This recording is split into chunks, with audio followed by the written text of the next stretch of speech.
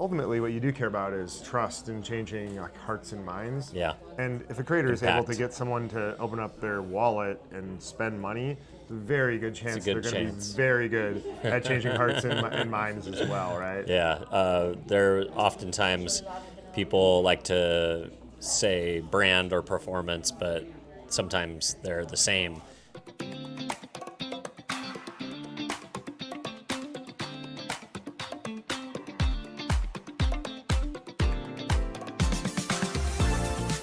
What's going on, everybody? Welcome to another edition of the Ad Podcast. We are here in Possible in beautiful Miami, and we've got Brad Hoos, who is the CEO of the Outloud Group, a OG creator economy influencer company that was early to the days of performance in influencer marketing, making sure your influencers actually move product and move results for clients.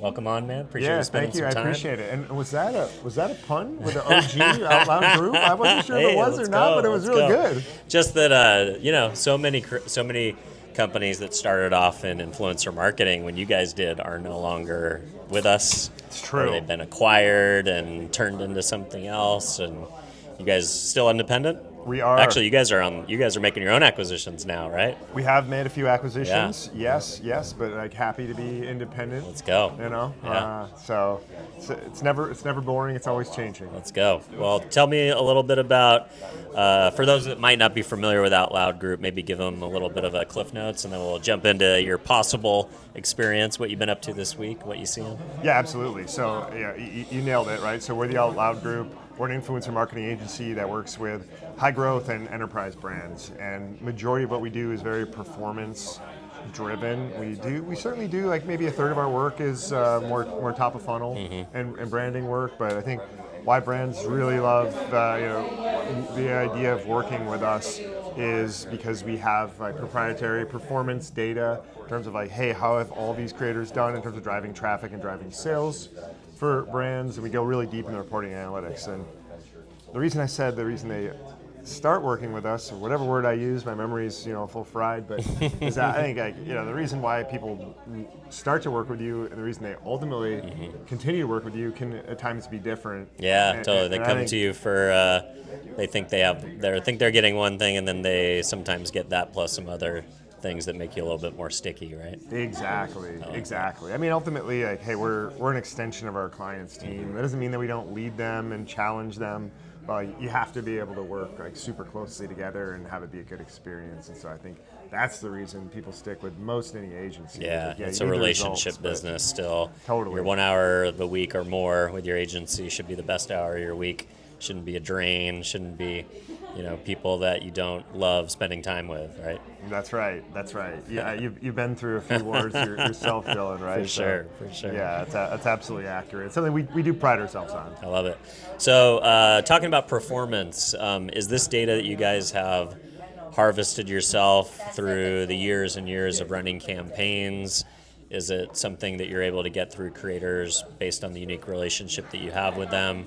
Is there some type of exchange with them where they authenticate platforms to you to give you a proprietary look behind the curtain in exchange for the opportunity to get more deals? Like, how do you have that conversion and or performance data? And is it something that's completely unique to you, or is it are there other places where you can get that data and kind of bring it into your ecosystem? No, it's a great question, right? So when we think about the data sources that we use at Outloud, right? So we're an agency partner of YouTube and TikTok and Meta. So we certainly get data from all the platforms, and we have awesome. a ton of API access. But I think like the most powerful thing that we have is just historical performance data Pipes. from creators, right? And so from creators working with brands. So what we can do is identify, hey, if you're a brand in XYZ segment, we can look at creators who've performed well historically, not in terms of like shares or comments, but in terms of like how did they do in terms of driving sales and traffic for brands in the past. And so that data, which we have to aggregate and anonymize, but we can do that in a way where we're able to be more predictive about creators who are going to work well. And then there's other things you can do, like if you're not working with an agency who has access to that, you can certainly just look at who are some of the creators that have been renewed consistently. If they're other working with a brands. brand over and over and over, especially a brand that's known for being performance oriented, chances are they're doing something right. Exactly. And even if you're a brand and you're trying to deliver like branding work, 'cause you might say, I don't really care about the performance data. Ultimately, what you do care about is trust and changing like hearts and minds. Yeah. And if a creator is able Impact. to get someone to open up their wallet and spend money, it's a very good chance good they're going to chance. be very good at changing hearts and minds as well, right? Yeah, there oftentimes people like to say brand or performance, but sometimes they're the same. I think really, if you look at China's model, there's not such thing as an influencer that can't drive sales.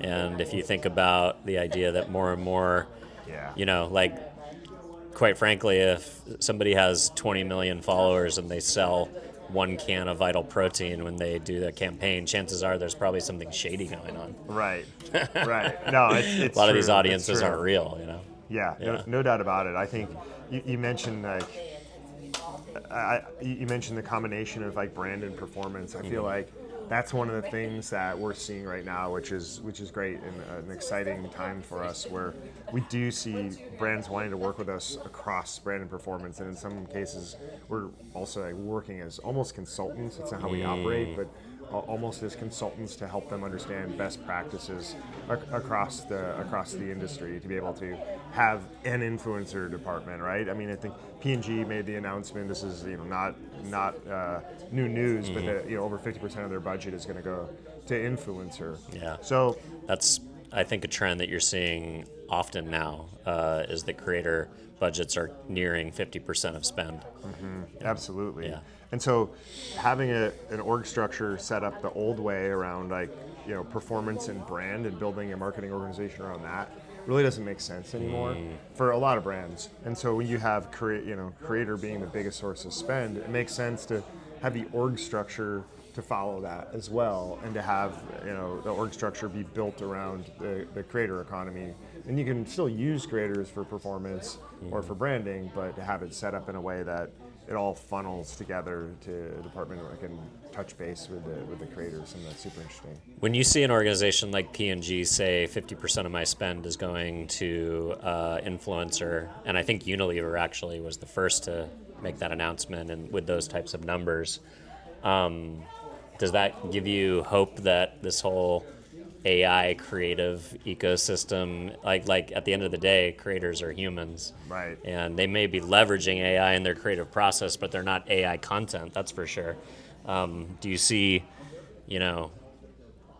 that as a defensive moat against the idea that AI creative is going to somehow push out creators or displace human beings or make the creative process less human? I think AI is going to make influencer marketing more human and more important than ever. Interesting. So right now, there's a lot of noise around like UGC content that you can use AI to be able to create. And when I say UGC content, I'm not talking about really good creative. I'm talking about like the face in the camera. Oh my gosh, you guys! Look at this new thing. I just got it. It's amazing. I love it. Use my promo code and discount. Right? Yep. I think that's it worked because it was seen as authentic and raw and real. But in the coming months and years, I think people are going to recognize that that's just AI slop. Yeah, Yeah. exactly.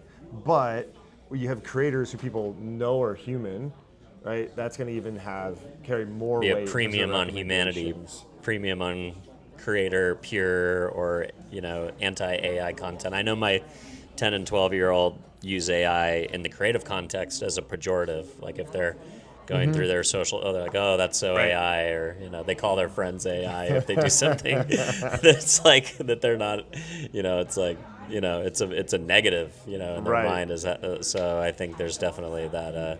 Yeah. Like what's old is new to the generation alpha, I suppose. No, it's very true. It's funny that resonates because, my team, like I love it when we use AI and we're trying to lean into it more and more. And there's also nothing that I like less than someone not thinking and using AI or like sending a message with it. And you're like, this doesn't even make sense. Like, what? And now I just had to read 4 paragraphs of this to like identify like, here's the 5 things that are non sequiturs, and why am I having to invest my time on this? The spam in your email is just it's out of control. It's you know, I don't know. I think actually the spam in your email and in your LinkedIn as a business person, I think makes things like this that much more important, you know, like getting out in the real world and the experience, because, you know, you can't fake real, you can't fake the real world, and it's a natural sorting filter for like getting the bots out of your, out of your ecosystem and out of your inbox, because, yeah, man, it's like I have such a short tolerance for, you know, I used to read every email, at least give it a glance, and now it's like even if the subject line doesn't pass the sniff test, it's straight into the spam category, right? So no, it's very true. Makes the business development process, I think, like talking about AI, you know, I've never been more bullish as a sales guy to say, yeah, sales isn't going anywhere because it can't show up to a conference, can't buy you a steak dinner, can't take you to a Laker game, you know? No, it's very true. It's very true. And like, I think similarly, you know, AI can't replicate like the true human connection that exists, and that's one of the things we continue to lean in with, with our brands and creators. And I think it's really interesting too. You think about like the creators that have the best connection with their audience, they're so often like priced at a premium, and the reason for that is because it works, and they're effective. And so we've actually done some studies on this where we have thousands and thousands of brand sponsorships that we've done, and so we look at it in terms of like the best performing from an acquisition perspective would have the lowest CPA. We could say like the highest CPA score, and so what we see though is there's actually literally zero correlation between the CPM that brands are paying and the cost per acquisition score. Wow. That's crazy. You'd think that hey, you should negotiate. Get a good CPM, that's going to be good acquisition. But at the end of the day, it's not about how many people saw it. It's about if the right people saw it and took action, which is almost hard to model with traditional media modeling. Exactly. And that's the thing. It's so human when creators have that like truly deep connection with their audience. Like it sounds buzzwordy at a high level, but when you actually dive into the data and you can show it, like sure, any individual creator, you'd be better off spending a $30 CPM as opposed to a $40 CPM. That's not really the way it works. Like they've set their market rate at like a $40 They CPM. Negotiate their rate based on the last deal that they were able to get, and they're gonna nudge it up and down depending on if they like you or not.